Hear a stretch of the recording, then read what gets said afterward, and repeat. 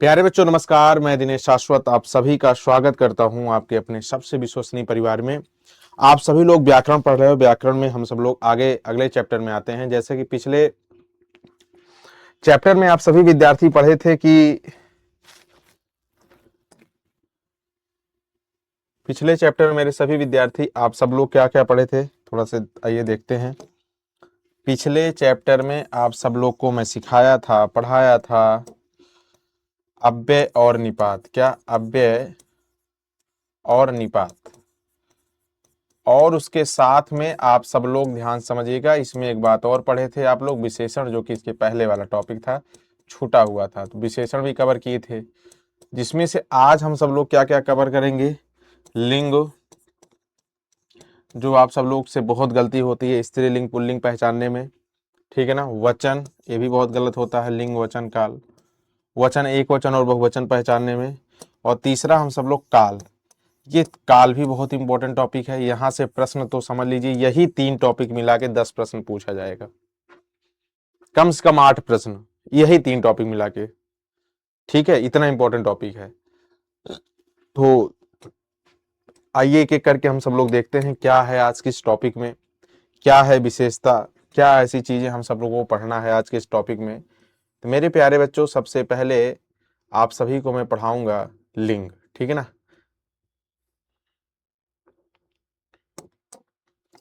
लिंग शब्द का अर्थ क्या होता है? लिंग का शाब्दिक अर्थ होगा चिन्ह या निशान। क्या होता है? चिन्ह या निशान। लिंग का शाब्दिक अर्थ यही होगा कि इसका निशान क्या होगा? चिन्ह या निशान होता है, ठीक है ना। अब यहां पर थोड़ा से समझने की कोशिश करिए। लिंग एक ऐसा लक्षण है जो स्त्री व पुरुष जाति का बोध कराता है, जो स्त्री या पुरुष जाति का बोध कराता है। लिंग एक ऐसा लक्षण है जिसके 2 भेद होते हैं, एक होता है पुल्लिंग और एक होता है स्त्रीलिंग।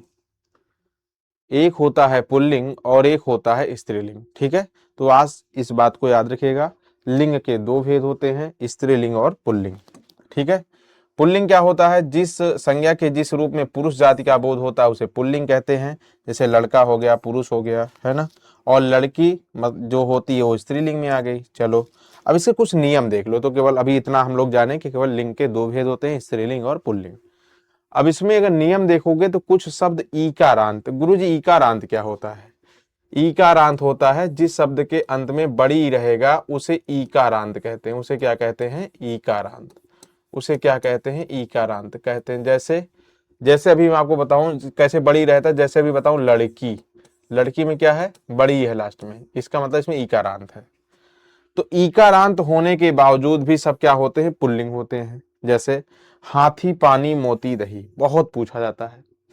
पानी दही तो बहुत बार पूछा गया है। पानी किस प्रकार का लिंग है, दही किस प्रकार का पुल्लिंग। इसको नोट कर लेना, वेरी वेरी मोस्ट इंपॉर्टेंट नियम है। ये पूरे चैप्टर का सबसे इंपॉर्टेंट नियम यही है, ठीक है। इसी क्रम में अगर हम सब लोग आगे देखते हैं, नियम नंबर 2 है, जिस शब्द के अंत में त्रा आ जाता है वह सदैव पुल्लिंग होता है। जैसे लिखा चित्र, पात्र, नेत्र, पवित्र, चरित्र, ये सभी क्या है? आप सब लोग बोलोगे सभी क्या है? पुल्लिंग है। सभी शब्द क्या है मेरे प्यारे बच्चों? ये सब क्या है? पुल्लिंग होता है, याद रखिएगा। अब यहाँ पे एक अगला है, जिस शब्द के अंत में आर आ जाए, आस आ जाए, ठीक है ना। तो ये सब क्या होता है? जिस शब्द के अंत में यहाँ पे आए, यहाँ पे होगा, ठीक है ना, पहले आ गया है, यहाँ पे रहेगा। जिस शब्द के अंत में आस, आर, आए, ये सब शब्द प्रत्येक रूप में लग जाए वो सब पुल्लिंग होते हैं। जैसे अध्याय बड़ा होता है, समुदाय, ठीक है ना भाई, उल्लास, विकार, विकास, ये सभी क्या है? पुल्लिंग है। लेकिन अपवाद में क्या है? आय जो है, आय जो है क्या होता है? तो आप सभी लोग बोलोगे मेरे प्यारे बच्चों, आय जो होता है वो स्त्रीलिंग होता है। क्या? वो आय जो होगा ये हमेशा स्त्रीलिंग होगा। इस बात को ध्यान से समझिएगा, वो क्या होगा? स्त्रीलिंग होगा, ठीक है ना। उसके बाद में आप सभी साथी यहाँ पे ध्यान से समझिएगा कि नियम नंबर 4 है, उकारांत संज्ञाएं हमेशा क्या होती हैं? स्त्रीलिंग होती हैं। उकारांत, जैसे आयु हो गया, मृत्यु हो गया, वस्तु हो गया, ऋतु हो गया, वायु, सभी क्या है? स्त्रीलिंग है। अपवाद में क्या हो जाएगा? सेतु हो जाएगा, अश्रु हो जाएगा, तालु हो जाएगा, मधु हो जाएगा, ये सभी पुल्लिंग में आएंगे।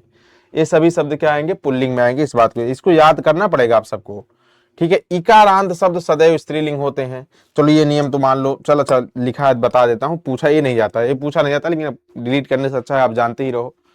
इकारांत क्या होता है? जिस शब्द के अंत में छोटी मात्रा रहे, देखो छोटी मात्रा, ये सब इकारांत है। लेकिन अपवाद में क्या है? ये पुल्लिंग, बलि शब्द क्या है? पुल्लिंग शब्द है, याद रखना, ठीक है ना। संज्ञा के अंत में आन शब्द अगर जोड़ दिया जाएगा तो क्या हो जाता है? पुल्लिंग हो जाता है, जैसे पान, लगान, खान। लेकिन अपवाद में क्या है? स्त्रीलिंग क्या है? चट्टान हो गया या उड़ान हो गया। ईकारांत बड़ी बड़ी है ना, सदैव स्त्रीलिंग होती है, जैसे रोटी हो गई, चिट्ठी हो गई, उदासी हो गई। लेकिन यहाँ अपवाद में बताया हूं, हाथी, पानी, मोती, दही, घी, ये हमेशा ये सब क्या होंगे? हमेशा ये सभी लोग याद रखना पुल्लिंग होते हैं। उकारांत यानी बड़ा ऊ है ना, उकारांत संज्ञा सदैव स्त्रीलिंग होते हैं, दारू, झाड़ू। लेकिन अपवाद में क्या है भैया? आंसू और आलू है। नियम नंबर 9 है धातुओं के नाम सदैव पुल्लिंग होते हैं, जैसे तांबा, कांसा, पीतल, सीसा। लेकिन अपवाद में क्या है? चांदी क्या होती है भैया? चांदी स्त्रीलिंग होती है, ठीक है ना। चांदी क्या होती है? स्त्रीलिंग होती है। द्रव संबंधी शब्द हमेशा पुल्लिंग होते हैं, पानी हो गया, घी हो गया, तेल हो गया, सिरका हो गया। लेकिन अपवाद में है चाय हो गया, कॉफी हो गया, शराब हो गया, स्याही हो गया, ये सभी क्या होते हैं? स्त्रीलिंग होते हैं, ये सभी स्त्रीलिंग होते हैं। भौगोलिक जल और थल अंशों के नाम प्रायः पुल्लिंग होते हैं, जैसे नगर, देश, रेगिस्तान, वायुमंडल। लेकिन यहाँ पे अपवाद में हो गया पृथ्वी हो गया, झील हो गया, घाटी हो गया। तो ये सभी शब्द, अब यहाँ पर आप सबको मैं बताता हूं जुगाड़ कैसे पहचानोगे। जैसे स्त्रीलिंग और पुल्लिंग मान लो आपको नहीं याद है, शब्द नहीं याद है, स्त्रीलिंग होगा पुल्लिंग होगा, इसमें आपको हो गई कंफ्यूजन, इसमें आपको हो गई कंफ्यूजन। अब मैं क्या करूं? आपको कंफ्यूजन हो गई, क्या करूं? तो यहां पर आप सब लोग साथी याद रखिएगा मेरे विद्यार्थी कि शब्द के पहले विशेषण शब्द जोड़ दीजिएगा, शब्द के पहले विशेषण शब्द जोड़ दीजिएगा। विशेषण में क्या जोड़ोगे?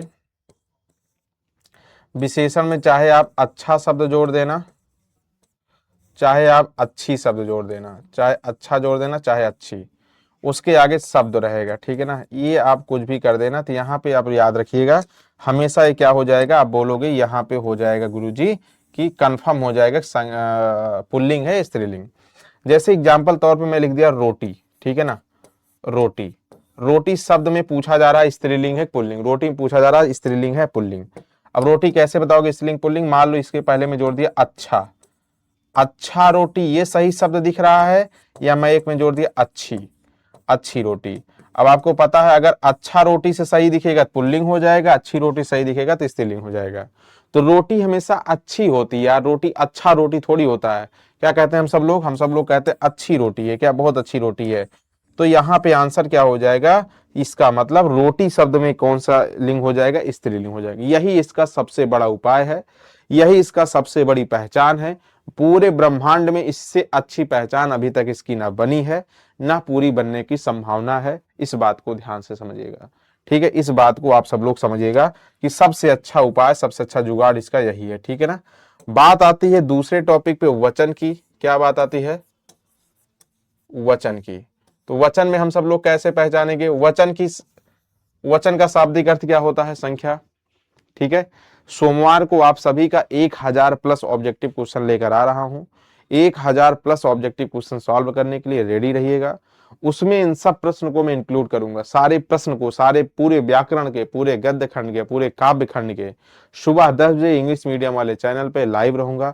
आप सबको पढ़ना है, इस बात को ध्यान से समझिएगा। हिंदी में वचन के दो भेद होते हैं, एक होता है एक वचन, एक होता है बहुवचन। जहां पर एक की बात होती है वहां पर एक वचन, और जहां पर एक से अधिक होने की बात होती है वहां पर बहुवचन। ये तो केवल हो गए नॉर्मल सी बात हो गई, लेकिन इसकी पहचान, इसके कुछ नियम हम सब लोग पढ़ेंगे एक एक करके। इसके कुछ नियम होते हैं। अब नियम कौन कौन से होते हैं बाबू? एक वचन और बहुवचन का प्रयोग संबंध को दर्शाने में के लिए हमेशा क्या होता है? समान रूप से होता है। इस बात को याद रखिएगा, सामान्य रूप से नहीं, क्या समान रूप से होता है। क्या होता है? समान रूप से होता है। समान रूप का मतलब ये हो गया कि नाना का बहुवचन नाना ही होगा, नानी का बहुवचन नानी, मामा का मामा, मामी का मामी, दादा का दादा, दादी का दादी। तो इसका मतलब ये हो गया संबंध जहां दर्शाने की बात करेगा वहां पर भैया वचन दोनों समान रूप से होंगे, वचन दोनों के एक ही होंगे। नियम नंबर 2 कहता है कि द्रव्य की सूचना देने वाली द्रव्य सूचक संज्ञा का प्रयोग केवल केवल एक वचन में होती है। जहां पर लिक्विड फॉर्म की बात करें, जहां पर पानी की बात करें, घी की बात करें, तेल की बात, जहां लिक्विड वाली चीजें रहेंगी हमेशा एक वचन में होगी। जैसे तेल, घी, जैसे हो गया तेल, हो गया घी, हो गया दूध, पानी, तेजाब, शराब, ये सभी होते हैं एक वचन। ये सब एक वचन होते हैं, इस बात को याद रखिएगा। और नियम नंबर 3 कहता है बाबू कि वचन के कुछ शब्दों का प्रयोग सदैव बहुवचन में किया जाता है। ये वेरी वेरी मोस्ट इंपॉर्टेंट है, यहां से एक प्रश्न पूछा ही जाता है, मैं पहले से बोल दे रहा हूं। हो गया जैसे दाम, हो गया प्राण, हो गया दर्शन, आंसू, अक्षत, भाग्य, समाचार, अक्षत, हस्ताक्षर, होश, केस, और ये सभी शब्द याद रखिएगा हमेशा बहुवचन में प्रयोग किए जाते हैं, सदैव बहुवचन में प्रयोग किए जाते हैं। ये आपके एग्जाम में पूछा भी गया है और फिर पूछे जाने की संभावना है। इनको आप सभी लोग को याद रखना है, ठीक है ना। और नियम नंबर 4 कह रहा है धातुओं की जाति बताने वाले संज्ञा को भैया सदैव एक वचन में होता है। जैसे हो गया सोना, हो गया चांदी, हो गया लोहा, हो गया तांबा, ये सभी क्या होती हैं, हमेशा एक वचन में आते हैं। क्या? हमेशा एक वचन में आते हैं। नियम नंबर 5 कह रहा है सिर्फ एक वचन में हर एक, प्रत्येक, क्या? प्रत्येक और क्या? हर, ये 3 शब्द का प्रयोग होता है। एक, जैसे अभी कहा था ना, हर एक कुआं का पानी मीठा नहीं होता। आपसे पूछ ले कौन सा वचन है, आप सोचोगे हर एक कुआं की बात कर रहा है, इसका मतलब कुआं बहुत सारे बात कर रहा है, तो आप सब लोग बहुवचन लगा दोगे, लेकिन नहीं। इसकी पहचान याद रखना, हर एक, प्रत्येक और हर, ये 3 शब्द जैसे दिखेंगे आप सीधे बताना सिर्फ और सिर्फ एक वचन है, सिर्फ एक वचन है। हर एक कुआं का पानी मीठा नहीं होता है, ठीक है। प्रत्येक व्यक्ति यही कहेगा, हर व्यक्ति इस सच को जानता है, ये सभी क्या हो जाएंगे, हर एक, एक, प्रत्येक, याद रख लेना। ये शब्दों का प्रयोग होगा तो हमेशा याद रखना एक वचन में होते हैं। क्या? हमेशा एक वचन में होते हैं। एक से अधिक अवयवों का प्रयोग बहुवचन में होता है, लेकिन एक वचन में उनके आगे एक लगा दिया जाता है। जैसे बहुवचन में हो गया आंख, कान, कुहनी, दांत, पैर, उसको एक वचन में कन्वर्ट करना, सबके आगे एक लग गया, बस इतने होता है अंतर। कुछ शब्द सदैव एक वचन और बहुवचन में समान होते हैं। जैसे प्रजा का बहुवचन प्रजा, बिंदु का बिंदु, याचना का याचना। बहुत इंपॉर्टेंट नियम है, इसे हर कोई नहीं बताता, ठीक है ना। और कभी कभी कुछ एक वचन संख्या, संज्ञा, संज्ञा के साथ गढ़ शब्द लग जाता है। जन, वृंद, दल, ये सब क्या है, प्रत्यय, ये सब लग के बहुवचन बना देते हैं। जैसे छात्र का बहुवचन क्या होगा, एक ही में जोड़ देना भाई ये, ठीक है। छात्र का बहुवचन क्या हो जाएगा, छात्र वर्ग हो जाएगा। मजदूर का बहुवचन क्या हो जाएगा, मजदूर लोग हो जाएगा, या मजदूर वर्ग, दोनों होता है, ऑप्शन में कोई एक पाओगे, कोई एक पाओगे। गुरु का बहुवचन क्या होता है, गुर्जर होता है। पाठक का बहुवचन क्या होता है, पाठक गण होता है, ठीक है। आप का बहुवचन क्या होता है, आप लोग। सुधि का बहुवचन सुधिजन, सुधि मतलब होता है ज्ञानी, विद्वान, कवि, है ना। कवि का बहुवचन क्या होता है, कवि वृंद होता है। देव का क्या होता है भाई, देव गण होता है। टिड्डी का बहुवचन टिड्डी दल होता है। मुनि, मुनि मतलब वही जो ज्ञानी पंडित होते हैं। मुनि का मतलब मुनि वृंद। नेता का बहुवचन नेता गण या नेता लोग।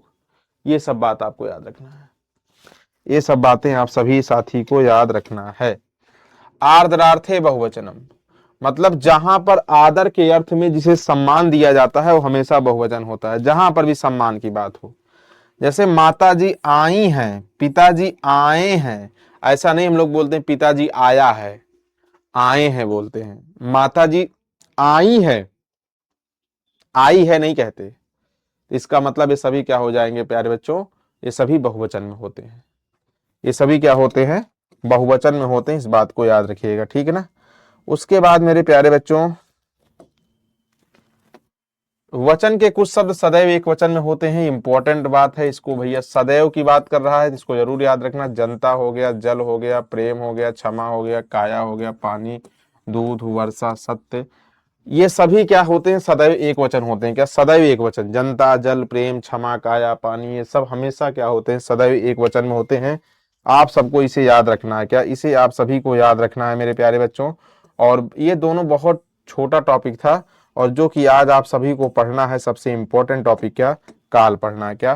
काल पढ़ना है मेरे प्यारे बच्चों, याद रखना का काल क्या होता है भाई, तो आप सभी लोग ध्यान समझिएगा। काल हम सब लोग थोड़ा डिटेल पढ़ेंगे, अच्छे से पढ़ेंगे। 2 नियम बहुत छोटे छोटे नियम थे, उसको आप सब लोग थोड़ा सा याद करना।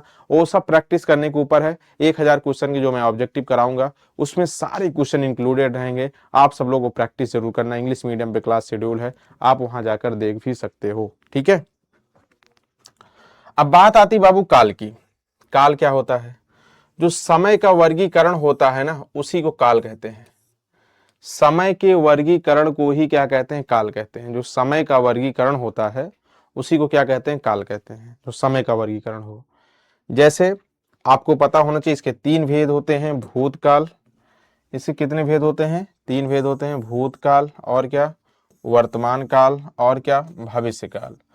भूतकाल जो होता है बीते हुए समय को कहते हैं, जो समय बीत गया है। वर्तमान काल उसे कहते हैं जो इस समय चल रहा हो, और भविष्य काल उसे कहते हैं जो आने वाले टाइम में हो। आने वाले टाइम में उसे भविष्य काल कहेंगे। ये तीनों काल तो आप जानते ही हो। तो सबसे पहले हम लोग वर्तमान काल पे चर्चा करेंगे। भैया ये बच्चा कोई मुझसे कमेंट करके पूछा भी था, कॉल करके भी पूछा था कि सर वर्तमान काल के कितने भेद होते हैं, तो उसको अब पढ़ने की बारी आ गई, पढ़ लो। ऐसी घटनाएं, ऐसी समस्त घटनाएं जो हम लोगों की आंखों के सामने घटित होती है, वो सभी क्या होती हैं? वर्तमान काल होती हैं। सभी वर्तमान काल होती है। जो हम लोगों की आंखों के सामने घटित हों, सभी क्या होंगी? वर्तमान काल। ऐसी समस्त घटनाएं जो हमारी आंखों के सामने घटित होती हैं, उसे क्या कहते हैं? वर्तमान काल कहते हैं। जैसे इसके कुल मिला के 5 भेद होते हैं, याद रखिएगा। 5 कौन कौन से? सामान्य वर्तमान काल, सामान्य वर्तमान काल का एक अन्य नाम भी होता है अनिश्चित वर्तमान काल, अपूर्ण वर्तमान काल, इसे तात्कालिक वर्तमान काल भी कहा जाता है। अभी अभी आप देखे होंगे ऑफिशियल मॉडल पेपर जो जारी हुआ था, वहां पर पूछा था, ऑप्शन में अपूर्ण ना देकर ये ऑप्शन में दिया था, ये ऑप्शन में दिया था, दिनेश पढ़ रहा है, ऐसा कुछ क्वेश्चन था। दिनेश पढ़ रहा है, देख लीजिए जाके, पढ़ रहा है, यही क्वेश्चन था ऑफिशियल मॉडल पेपर में। तो यहां पर जो है आंसर यही सही होगा, तात्कालिक वाला सही होगा। तो वहां पर अपूर्ण वर्तमान काल ना देके तात्कालिक वर्तमान काल दिया था, तो इसलिए दोनों नाम याद रखना जरूरी है। इसमें यही होगा, ठीक है ना, ये पूछा हुआ क्वेश्चन था। और तो यहाँ पे सामान्य हो जाएगा, पूर्ण, अपूर्ण, संदिग्ध, संभाव्य, ये 5 भेद इसके होते हैं। 5 भेद इसको याद रखना आप सभी को। और 5 भेद अगर आप सबको याद है तो सबसे पहला भेद आप सब लोग पढ़ोगे, सामान्य वर्तमान काल क्या होता है। भाई सामान्य वर्तमान, देखिए मैं आज लगभग पढ़ाई दे रहा हूं, व्याकरण, कारक, समास, सुवाच्य, ये सब 2-3 टॉपिक छोटे छोटे बच रहे हैं, बाकी तो मैं सब पढ़ाई दे रहा हूं। तो आप लोग जब 1000 प्लस क्वेश्चन का ऑब्जेक्टिव लेके आऊंगा ना, कोशिश करिएगा पूरे प्रश्न सही करिएगा, कोशिश है करना पूरे प्रश्न आपके सही हो, ठीक है ना। सामान्य वर्तमान काल में क्या होगा? क्रिया के अंत में भैया ता है, ती है, ते हो, ये पहचान आपको जरूर मिलेगी। ये पहचान आपको हर हालत में मिलेगी, इस बात को ध्यान से समझिएगा। हर हालत में ये पहचान आपको मिलेगी भैया। जैसे लिखा है, राम जाता है, ता है, सीता खाती है, ती है, तुम पढ़ते हो, ते हो, जाता हूं मैं गांव जाता हूं, मतलब ता है, ती है, ते हो, अगर ये सब मिलेंगे तो आप आराम से इसमें लगा देना सामान्य वर्तमान काल। क्या लगा दोगे? आराम से लगा देना भैया, सामान्य वर्तमान काल बता देना, ठीक है ना। अपूर्ण वर्तमान काल या तात्कालिक वर्तमान काल क्या होता है? अपूर्ण वर्तमान काल भैया, इसमें कार्य के जारी रहने का बोध होता है, इसमें कार्य खत्म नहीं हुआ रहता। जैसे रहा है, रही है, रहे हैं, रहे हो, शब्द जुड़ा रहे, ठीक है ना। जैसे आप सब लोग यहाँ पर देख रहे हो, लिखा है वह पढ़ रहा है, तुम गांव जा रहे हो, वह दौड़ रहा है। इसी तरह ऑफिशियल मॉडल पेपर में पूछा था क्वेश्चन, दिनेश पढ़ रहा है, ठीक है, ऐसे पूछा था यहीं से क्वेश्चन, ठीक है ना। ऑफिशियल मॉडल पेपर में दिया था अभी 1 महीने पहले, समझ गए हो ना। ये सभी क्या हो जाएंगे? अपूर्ण या तात्कालिक वर्तमान काल। पूर्ण वर्तमान काल क्या होता है? पूर्णता की, कार्य की पूर्णता का बोध हो। जैसे वाक्य के अंत में चुका है, चुकी है, चुके हैं, चुके हो, या है, ई है, ए है, आ है, ई है, ए है। अगर ये आपको पहचान मतलब लास्ट में मिल रही है तो आप सब लोग यहाँ पे पूर्ण वर्तमान काल बताओगे, पूर्ण वर्तमान काल बताओगे, एकदम श्योरिटी के साथ बताओगे। जैसे वह खाना खा चुका है, लास्ट में क्या है? आ है, इसमें सॉरी, इसमें चुका है, मैंने पत्र लिखा है, यहां पे क्या लास्ट में आ है, इसका मतलब लिख चुका हूं, तो इसमें पूर्ण वर्तमान काल होगा। क्या? पूर्ण वर्तमान काल। घोड़े सब चले गए हैं, ए है, इसका मतलब इसमें क्या हो जाएगा? पूर्ण वर्तमान काल हो जाएगा बाबू। संदिग्ध वर्तमान काल में क्या होता है? इसमें कार्य के होने में क्या होता है? संदेह व्यक्त किया जाता है। क्या? संदेह व्यक्त किया जाता है। इस वाक्य के अंत में ता होगा, ती होगी, ते होंगे, बस ये पहचान देखना। ठीक है, ये पहचान आप लोग देखना। तो यहाँ पे क्या है? वह पढ़ता होगा, ता होगा। लड़के लड़ते होंगे, ते होंगे। वह मेरे घर आता होगा, क्या है? ता होगा। ता होगा, ती होगी, ते होंगे अगर लास्ट में होगा तो सभी संदिग्ध वर्तमान काल होता है। क्या? संदिग्ध वर्तमान काल होता है। ठीक है ना। अब उसके बाद मेरे प्यारे बच्चों, संभाव्य में क्या होता है कि इस वर्तमान काल में किसी कार्य के होने के बारे में संभावना प्रकट की जाती है। जैसे आ ई ए या ई ए, इनके बाद हो शब्द जुड़ा रहेगा। जैसे वह आया हो, तुम पहुंचे हो, उसने पढ़ा हो, अगर इस टाइप की पहचान आपको दिख रही है तो आप बताओगे संभाव्य वर्तमान काल हो जाएगा। अब देखिए, ये 5 भेद जो पढ़े आपने, वर्तमान काल के 5 भेद थे, पांचों आप लोग पढ़ लिए। अब उसमें जो पहचान लास्ट में बता रहा हूं ना, वही याद करना जरूरी है। अगर वो याद रखोगे तब तो समझ लो कोई भी प्रश्न आपसे गलत नहीं होगा। और वही अगर लास्ट की जो पहचान सब में इसीलिए लिखा हूं, पहचान नहीं लिख पाओगे तब भाई क्वेश्चन कैसे बनाओगे? तो इसलिए पढ़ना मेरा जो है, मैं सारे नियम को डिलीवर कर दे रहा हूं। अब उससे जो नियम में बता रहा हूं, अगर इससे प्रश्न ना बने तब मेरी गलती है। और मैं इस बात का चैलेंज के साथ कह रहा हूं, अगर आपको नियम याद रहेगा तो एक भी क्वेश्चन इससे गलत नहीं होगा, गारंटी के साथ है। जैसे है कि भूतकाल मतलब बीता हुआ समय, इसके भैया 6 भेद होते हैं। जैसे सामान्य भूतकाल, सामान्य भूतकाल का एक अन्य नाम होता है निश्चित भूतकाल। आसन्न भूतकाल, इसका अन्य नाम होता है निकट भूतकाल। अपूर्ण भूतकाल, इसका एक अन्य नाम होता है तात्कालिक भूतकाल। पूर्ण भूतकाल, संदिग्ध भूतकाल, हेतु हेतु मध्य भूतकाल, इसके 6 भेद होते हैं। जिसमें सबसे पहला भेद होता है सामान्य भूतकाल या अनिश्चित भूतकाल। इस भूतकाल में कार्य की अनिश्चितता का बोध होता है। क्या? कार्य की अनिश्चितता का बोध होता है। इस भूतकाल में क्या होता है? कार्य की अनिश्चितता का बोध होता है। क्रियाओं के अंत में क्या होता है भैया? ता था, ती थी, ते थे और या, ई ए, आ ई ए, अगर ये मिल जाएंगे तो आप बता देना सामान्य भूतकाल है।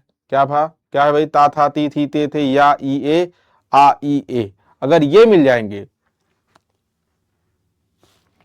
सामान्य भूतकाल। जैसे वह आया, सीता चली गई, ठीक है ना। आसन्न भूतकाल में क्या होता है? जो पूर्ण भूतकाल के पहचान होते हैं वही पूरा रिपीटेड होते हैं। बस यहां पे क्या होता है, इसमें कोई कालवाचक अव्यय लगा रहता है या जो है कोई पूर्वकालिक क्रिया जुड़ी रहती है। बस इतनी बात ध्यान देना है, कालवाचक अव्यय लगे रहेंगे, कोई कालवाचक अव्यय लगा रहेगा। जैसे देखिए, वह अभी चला गया, देखो अभी मतलब कालवाचक मतलब समय का प्रयोग कर रहा है, अभी चला गया, ठीक है। वह पढ़ा कर, देखो यहाँ पे क्या कर लगा, पूर्वकालिक क्रिया। वह थोड़ी देर पहले, मैंने अभी अभी, इस टाइप के अगर दिखेंगे तो आप सब लोग ये पहचान देके घबराना नहीं, उसमें बता देना आसन्न भूतकाल। कौन सा काल बताओगे? आसन्न भूतकाल बताओगे मेरे प्यारे बच्चों। इस बात को भी आप सभी साथी याद रखिएगा। अपूर्ण में तो सीधी बात है, जहां पे वहां पे क्या था? अपूर्ण वर्तमान काल में रहा है, रही है, रहे हैं था। यहाँ पे क्या हो जाएगा? रहा था, रही थी, रहे थे, बस इतनी बात याद रखना। जैसे वह पढ़ रहा था, वह खाना पका रही थी, तुम दौड़ रहे थे, तो ये सभी आप सब लोग सीधे बताओगे गुरुजी ये अपूर्ण भूतकाल हो जाएंगे। क्या? अपूर्ण भूतकाल। पूर्ण भूतकाल क्या होगा? पूर्ण भूतकाल क्या होगा? चुका था, चुकी थी, चुके थे, या था, ई थी, ए थे, ठीक है, आ था, ई थी, ए थे, तो ये सब क्या हो जाएंगे? पूर्ण भूतकाल। जैसे वह खाना खा चुका था, या पढ़ाया था, या था, ए थे। मतलब मैं बता रहा हूं ना, अभी मैं आपको इसे नहीं भी पढ़ाता, आपको मैं पीडीएफ दे दूं और ये बता दूं, केवल लास्ट के पहचान अगर आपको याद है तो एक भी प्रश्न गलत नहीं होगा, तब भी सारे प्रश्न बना ले जाओगे। लेकिन मैं यहाँ आपको बताने आया हूँ, सिखाने आया हूँ, तो मैं पूरा कंप्लीट बताऊंगा, ऐसा नहीं है। पूरे अच्छे से आप सबको मैं पूरा बता दे रहा हूँ नियम। और इसके बाद क्वेश्चन आप सॉल्व करिएगा, जितना क्वेश्चन आपको मिल सके। नहीं तो बस एक दिन धैर्य रखिए, एक दिन बाद तो मैं सारा क्वेश्चन सॉल्व कराऊंगा ही, सारा क्वेश्चन सॉल्व कराऊंगा, एक भी क्वेश्चन आपसे छूटेगा नहीं, ठीक है ना। संदिग्ध भूतकाल क्या होता है भैया, इस वाक्य के अंत में क्या होता है, चुका होगा। वहां पे क्या था संदिग्ध, संदिग्ध वर्तमान काल में वहां था ता होगा, ती होगी, ते होंगे। यहाँ पे है चुका होगा, चुकी होगी, चुके होंगे, या होगा, ई होगी, ए होंगे, आ होगा, ई होगी, ए होंगे, ये सब था ना। तो अब यहां पर आप बोलोगे गुरुजी आपने मेरा नाम सुना होगा, ये आ है, आ होगा या, इसका मतलब यहां पे क्या हो जाएगा, संदिग्ध भूतकाल। क्या हो जाएगा, संदिग्ध भूतकाल, ठीक ना।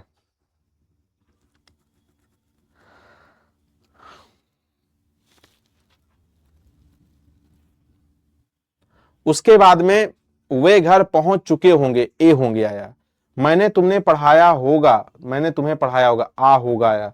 तो यहां पे आपको अगर आ होगा, ई होगी, ए होंगे, ये सब मिलेगा तो आप सब लोग निसंकोच सीधे बताओगे संदिग्ध भूतकाल।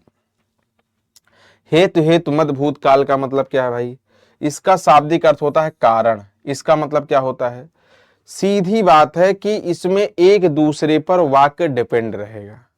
जैसे कि इस तरह के काल में वाक्य प्रायः दो उपवाक्यों में बटे रहते हैं।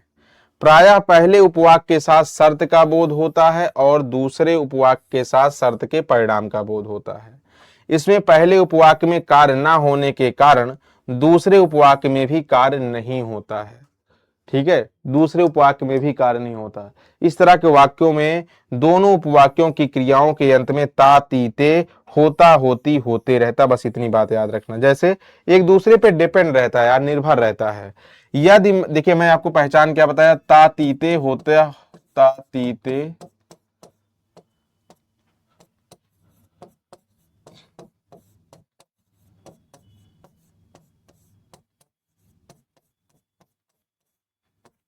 ठीक है।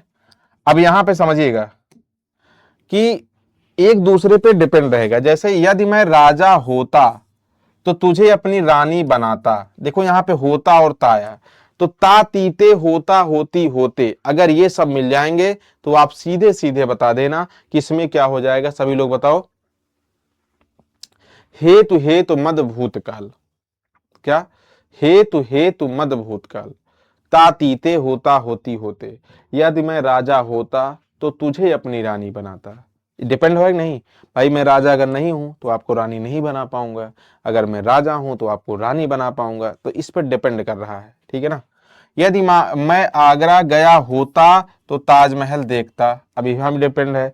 अगर मैं आगरा जाऊंगा तभी ताजमहल देख पाऊंगा, इसमें भी डिपेंडेड है। इसका मतलब यहां पर भी क्या हो जाएगा, हेतु हेतु मद भूत काल हो जाएगा। यदि इस कमरे में भूत आ जाता तो फिर क्या होता, तो क्या होता भैया, तो सभी भाग जाते। यहां पर भी ता तीते होता होती होते मिलेगा तो क्या हो जाएगा, आप बोलोगे हेतु हेतु मद भूतकाल।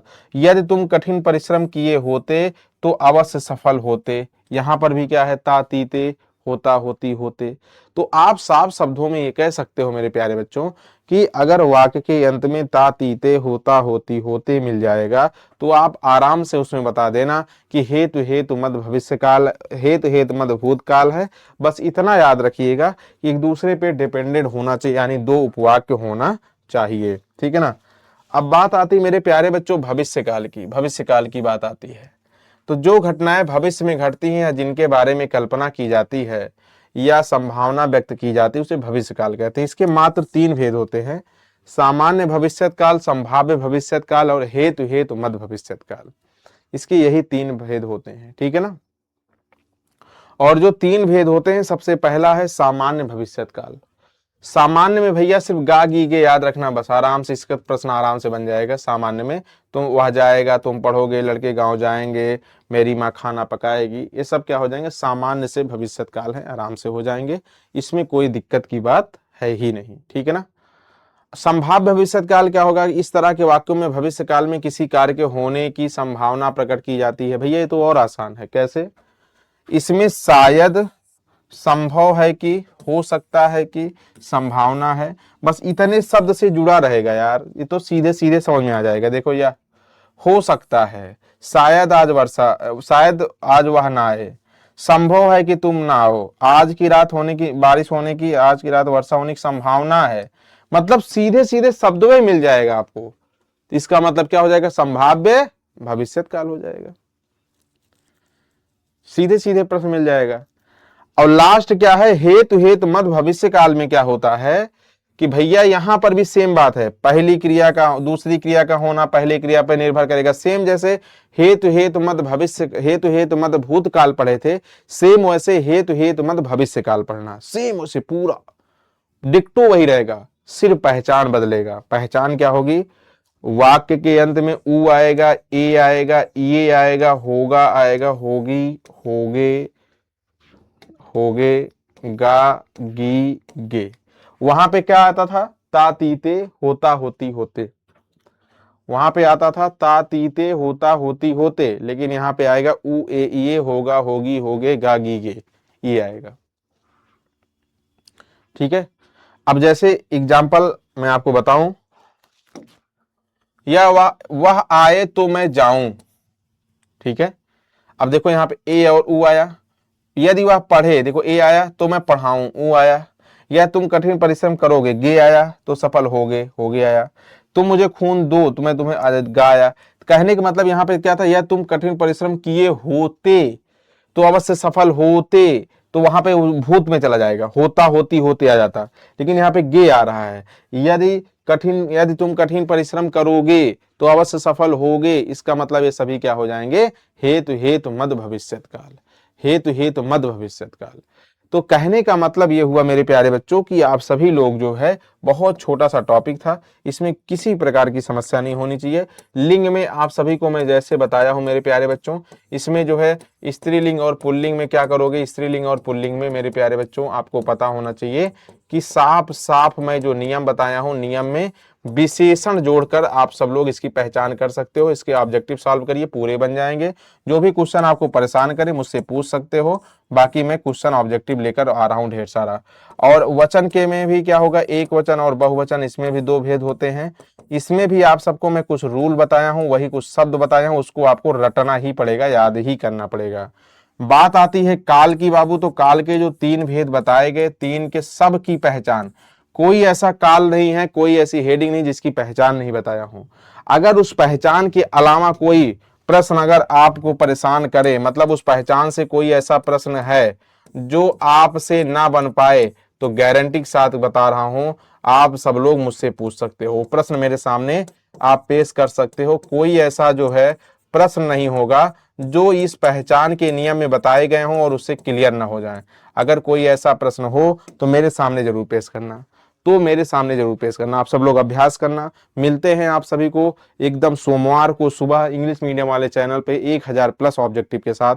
थैंक यू सो मच, अपना ख्याल रखना। वो सेशन लॉन्ग समझ लीजिए, लास्ट सेशन है इस सेशन का, इस साल का। ठीक है, तो आप लोग पढ़िएगा, अच्छे से आइएगा।